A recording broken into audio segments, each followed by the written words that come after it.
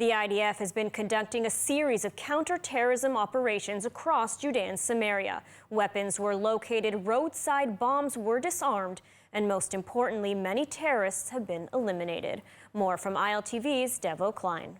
In recent days, the IDF's 431st Menashe Brigade has been conducting major anti-terror operations in Jenin and Tulkarem, two cities in Samaria that have been infested with terror activity. From these cities, the Hamas gunmen planned the attacks on Israeli soldiers and civilians in Judea and Samaria. But now the IDF is on the offensive. With the ceasefire in Gaza, attention is on hitting them in their strongholds. In the past 24 hours, the IDF has eliminated 15 terrorists, apprehended more than 40 terror suspects, and confiscated dozens of weapons. The troops also dismantled dozens of explosives and booby traps carefully placed to attack passing IDF vehicles. Troops also knocked out an observation command center containing gas canisters intended for manufacturing explosive devices. And in Tulkarem, an IAF aircraft struck and eliminated Ihab Abu Atiwi, a terrorist who served as the head of the Hamas terrorist organization in the city. Abu Atiwi was involved in numerous shooting attacks, including an attack on an Israeli vehicle at the Ramin Junction in July of this year that wounded 3 Israelis. These operations, conducted by the IDF in Tulkarem and Jenin, are designed to cripple terrorist capabilities in Judea and Samaria. And in Gaza, hundreds of thousands of Palestinians are continuing to stream northwards after Israel opened the strategic Netzarim crossing. Private U.S. monitors are monitoring a checkpoint meant to prevent the entry of weapons. And for many, if not most of the returnees, they will return to rubble where their homes once stood after a year of intense warfare between the IDF and Hamas. More from ILTV's Steve Leibovitz. Within 24 hours of the opening of the Netzarim crossing in Gaza, as many as 300,000 displaced Palestinians made their way toward home in the north of the Strip. The mass, lightly supervised movement began after the IDF pulled out of the western section of the key east-west corridor. The IDF handed over control to U.S. monitors, who are taking over policing at a checkpoint on the Netzarim corridor to prevent the movement of terror fighters and weapons northward. In line with the terms of the deal, armed U.S. personnel from a private security company began checking vehicles traveling north on the key route. The Gazan civilians are among more than 1 million residents who fled their homes in the north amid the war between Israel and Hamas to seek shelter in humanitarian zones. The opening of Netzarim was a key element in Phase 1 of the hostage for ceasefire agreement between Israel and Hamas. As a result of mediation efforts, Netzarim opened and Israel received proof of the life of hostage Arbel Yehud and assurances that Yehud, Agam Berger, and a third hostage will be freed on Thursday, along with 3 more hostages to be released on Saturday. The crowds walked home along the coastal road, now open to them for the first time since they fled their homes in the north. The masses included families with all of their belongings. For many, they will return to homes turned to rubble during the fighting. Israel is concerned that many of the returnees could join the ranks of Hamas in northern Gaza, which has openly been controlling the streets since the start of the hostage for ceasefire deal. Amid the ceasefire in Gaza, the IDF continues operations against suspects posing threats to soldiers. At least 1 suspect was shot and killed. Warning shots were fired on a number of occasions. And joining us now with more on Israel's withdrawal from the Netzarim corridor and Phase 1 of the ceasefire deal is Colonel Erez's Miri Eisen, Senior Fellow at the International Institute for Counterterrorism. Thank you so much for joining us today. Shalom, shalom. So we're seeing images of hundreds of thousands of Gazans returning to the north of the Strip. And the visuals we're seeing also of Hamas terrorists greeting the Palestinians, essentially claiming this as a victory. I mean, what do you make of this? Terrorist organizations claim victory by the fact that they still exist at the end of a war. They're a terror army not a regular army. And the advantage, I say in a sad way, of a terror army is because they live as part of the civilian community, because they are, throughout all of the years of fighting in the last year and 3 months, they didn't dress up in the way that we're seeing now in uniform. So they still exist, and that is for them their success, similar, by the way, to Hezbollah. By not being vanquished, for them that's a victory.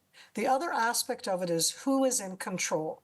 There's a difference between the pictures of these different men in their uniforms with their weapons and the fact that they exist. Yes, they do. And between there actually being a controlling capability, not only in the northern Gaza Strip, but anywhere in the Gaza Strip. So yes, their victory is that they still exist, but this is not something which afterwards means that you actually have, let alone a responsible authority there, but one that anybody in the world, not just Israel, is willing to work with. And how much of a security risk, though, does this withdrawal from the Netzarim corridor pose to Israel? And, can we actually truly ensure that no weapons will return to northern Gaza? To be clear to everybody, and this is something that's been said for all of these months, you can never clear all of the weapons. What you can do, and what the IDF has done very clearly, is that they, Hamas, Palestinian Islamic Jihad, cannot do an October 7th attack. I want to say something which is hard for a lot of people to hear. Assuming that Hamas had 15,000 rockets, I'm just talking about the rockets, and they fired at Israel over 12,000. That means they still have a few thousand. That means that they could, on paper, fire a single rocket at Israel every single day for years. That does not destroy Israel. That does not threaten our existence. It most definitely makes a security challenge of what you do. Do you every time try to take it out? So the images are part of the terror capability to try to control the video. What they want to control is how we feel. And that scares us, looking at them in those uniforms, seeing that they still have what are light weapons. They don't have the heavy duty weapons they had before. They don't have the numbers they had before of weaponry. All of what we've done over the last year and 3 months is destroy that capability of a terror army to do the coordinated, multi-pronged type attack that they did on October 7th. Neither Hamas nor Hezbollah can do such an attack, but the images are ones that are supposed to terrorize us. And it's clear, though, that Hamas will try to rearm. So now that the Palestinians have returned to the north, will the IDF be able to continue dismantling Hamas or countering sort of this rearming once this ceasefire is over? Or does it essentially mean that logistically it won't be able to resume the fighting? We can resume the fighting any stage we want. The whole challenge is the hostages. We still have an additional 90 people. Some declared dead, but that's a smaller amount. And we want to get back not just the 3 women still in captivity, Agam and Arbel are in the news a lot, also Shiri Bibas and her 2 children, and in addition, many men who are still alive. And this isn't something which is easy or nice. The attack that Hamas did on October 7th, the way that they snatched people from their homes and have held them hostage in such a horrific way for so long, if, and I don't want to say if, we need them back. And to get them back, we're paying a price. I don't think the price is that we don't ever have to fight again. It means that right now, if we want to get back the hostages, we have to be in a ceasefire mode. Otherwise, we won't get them. And it's hard. It's hard to look at the pictures. For a moment, that does not show that Hamas has won. Yes, they exist. Yay for them. And excuse my sarcasm. Look at the price that the people within the Gaza Strip have paid. It's a price which is inconceivable. Look at the price that we have paid, the hostages, the families, what it's done. And these are all things that Hamas started on October 7th. They're not going back there. We're not going back there. We will do what needs to be done, again, within the limits that we need to get the hostages home. Absolutely. Colonel Miri Eisen, thank you so much for your analysis today. Thank you so much. And 7 hostages are back in Israel after 15 months of brutal Hamas captivity, surviving October 7th and months in Gaza, but their journey continues with rehabilitation here in Israel. ILTV's Shosh Bedrosian has an update on the 7 released female hostages who are now home and what we can expect in the coming days. Well, we're starting to learn more about the conditions the 7 released hostages endured while in Hamas captivity. According to reports, doctors say not to be fooled by their appearances and smiles while leaving the Gaza Strip. They say they endured months of brutality. The first 3 female hostages released from Hamas captivity have been released from Sheba Medical Center after 1 week of initial checkups. Testimonies from Emily Damari, Daron Steinbrecher, and Romy Gonin say they spent prolonged periods without daylight and underground. The conditions are similar for the 4 female soldiers released on Saturday. Behind the smiles, an Israeli general said some of the hostages had been held in Hamas tunnels for up to 8 months, oftentimes with barely any human contact. The family of Daniela Gilboa says she still has a bullet in her leg. The hostages said their treatment improved days before their release, when they were allowed to shower, eat better food, and change their clothes. The same journey for the released hostages will continue for those being freed later this week. Palestinian Islamic Jihad sent a proof-of-life video of hostage Arbel Yahoud ahead of her release on Thursday, where she says she hopes to return home soon, quote, like the other girls. ILTV is not airing the video or any clips at this time at the family's request.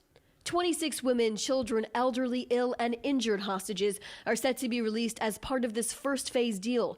There is growing concern for the fate of the Bibas family, as Shiri Bibas and her 2 children, Kafir and Ariel, should have been released in the first release. The IDF spokesperson said there are, quote, grave concerns for their fate.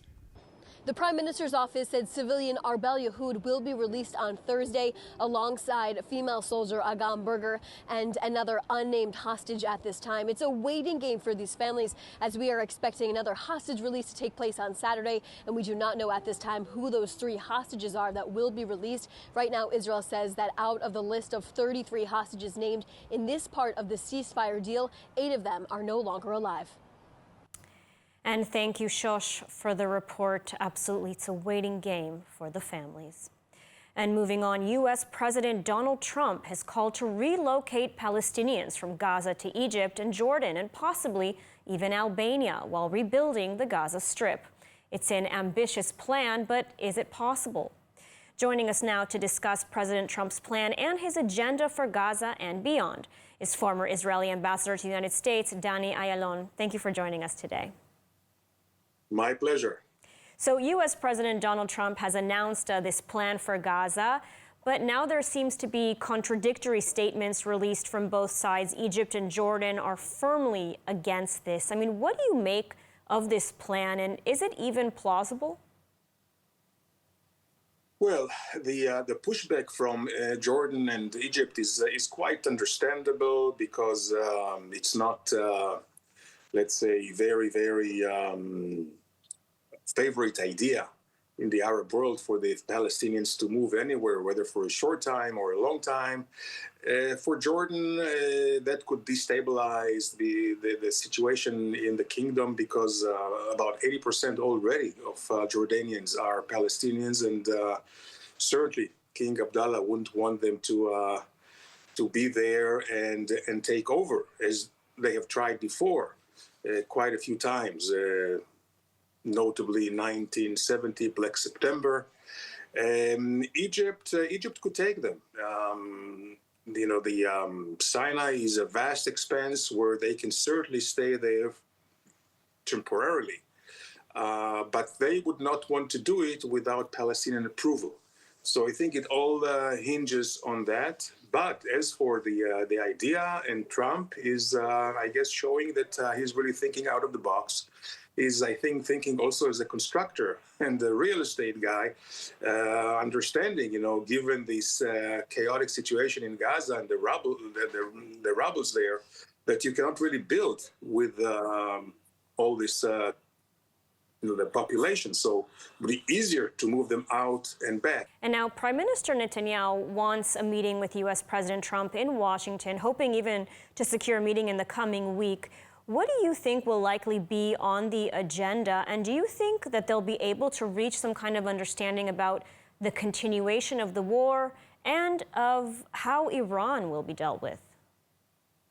Yes, I think most important thing for Israel would be Iran. I think that what Netanyahu will try to do is secure a firm understanding with Trump that Iran can not be nuclear, and not only freeze the situation, but it has to be actually taken back to where it was in 2018, 19, when they started breaching the agreement. Since then, they were actually accumulating a few hundred kilograms of enriched uraniums.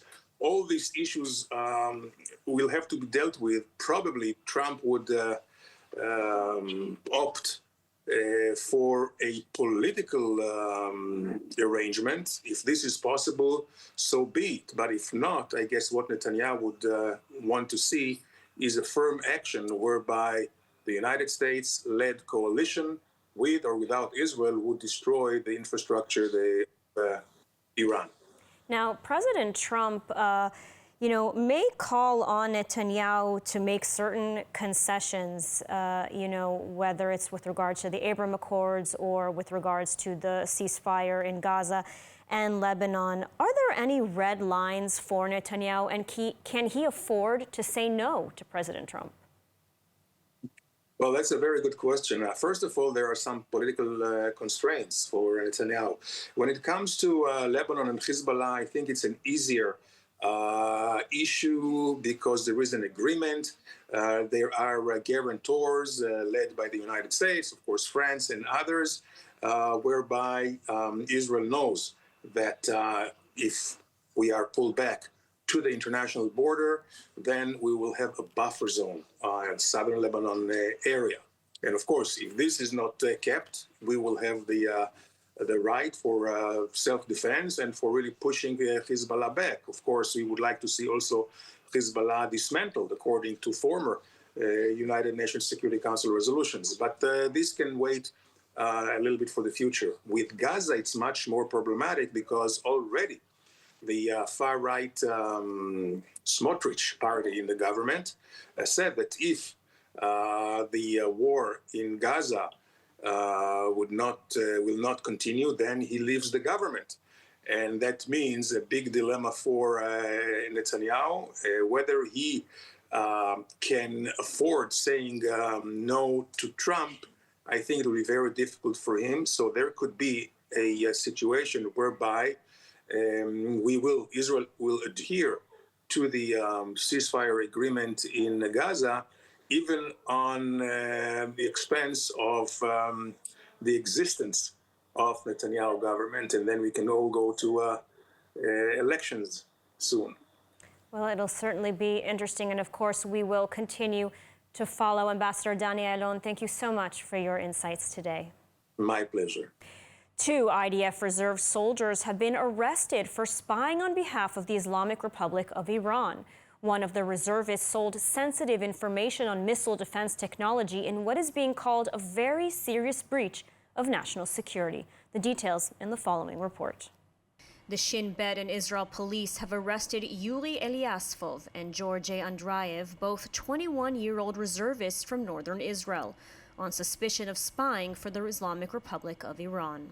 The two are accused of having contact with a foreign agent, passing classified information to a foreign entity, and aiding the enemy during wartime. Eliasfov is the main suspect and, according to an initial investigation, had reached out to his Iranian handler and was in contact with him for several months, completing different tasks in exchange for financial compensation. Initially, he spray-painted pro-Iranian graffiti in Tel Aviv, for which Iran would pay $50.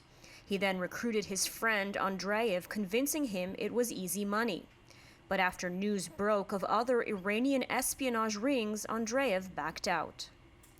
Eliasfov, who served with the Iron Dome system, is also said to have passed on classified information about the missile defense system, transmitting photos and videos which contain information at the highest classification levels. He received $2,500 for this task. In a joint statement, the police and Shin Bet stated that the investigation revealed that the two understood that they were in contact with an Iranian operator, based, among other things, on the media publications of Israeli citizens who were in contact with Iranian intelligence elements and carried out similar missions for them. The security forces also revealed that Iranian elements are trying to recruit Israelis through social media appeals. Their detention has been extended until Friday, and prosecutors are expected to file an indictment in the coming days. And as the world commemorated Holocaust Remembrance Day yesterday, Israeli President Yitzhak Herzog gave a powerful speech at the United Nations, slamming the international body for its moral bankruptcy and warning of the dangers of rising anti-Semitism, just 80 years after the anniversary of the liberation of Auschwitz. Speaking at a United Nations ceremony marking International Holocaust Remembrance Day, Israeli President Yitzhak Herzog said Israel remains incomplete without the return of the hostages. I stand before you as president of a nation that is determined and proud, and yet anguished and incomplete. In his speech, Herzog slammed the international body for its moral bankruptcy after the October 7th massacre and said that the UN has failed in its mandate as a body that was established after the Holocaust to ensure never again. Rather than fulfilling its purpose and fighting courageously against a global epidemic of jihadist, murderous, and abhorrent terror, time and again this assembly has exhibited more bankruptcy. I ask you, how is this possible? How is it possible that international institutions which began as an anti-Nazi alliance are allowing anti-Semitic genocidal doctrines to flourish uninterrupted in the wake of the largest massacre of Jews since World War II? Placing a kippah on his head, Herzog closed his remarks reciting a prayer in Hebrew for the hostages. היינה אתה אל שדי, מגינם של כל השבויים, שמור עליהם מכל צרה וצוקה, תן להם כוח לעמוד בעינויים, והמצא להם חיות, למען יזכו לשוב אל משפחותיהם. אמן. Amen. And moving on, do you want to transform your love for Israel into meaningful action? Well, ILTV is proud to partner with Blessed by Israel, a company that brings you extraordinary products handcrafted by the brave pioneers of Judea and Samaria. Every purchase supports their mission and strengthens Israel's heartland. Let's take a closer look at Blessed by Israel and how you can make a difference today. As the world moves to boycott Israel, the people working to restore life to the biblical heartland face daily challenges. Blessed by Israel offers a simple way to support these efforts by bringing unique and beautiful products from Judea and Samaria directly to you. From the hilltops of God's land to your home, you can find exceptional items crafted by families and small businesses in the heart of Israel. With US-based warehouses, Blessed by Israel ensures affordable prices and fast delivery. Choose from a range of products, including skincare, artisan flowers and foods, olive oil, tahini, honey, and much more. There are many great options for giving wonderful gifts to your loved ones. Visit blessedbyisrael.com to explore these products and discover the inspiring stories behind them. Scan the QR code on your screen to take part in fulfilling God's prophecies. And now, let's take a look at the weather forecast. Clear skies are expected around most of the country tonight, with temperatures reaching lows of around 11 degrees Celsius or 51 degrees Fahrenheit. Then tomorrow we'll see sunny skies with temperatures climbing to reach highs of 20 degrees Celsius or 69 degrees Fahrenheit. And that's a wrap for today's news. For the latest updates from Israel on all your devices, be sure to follow our ILTV channel, subscribe to our newsletter, and explore our website, iltv.tv. Stay informed with the latest news straight from the heart of Israel. I am Madar Gravelazi. Be well, stay safe, and thank you so much for watching.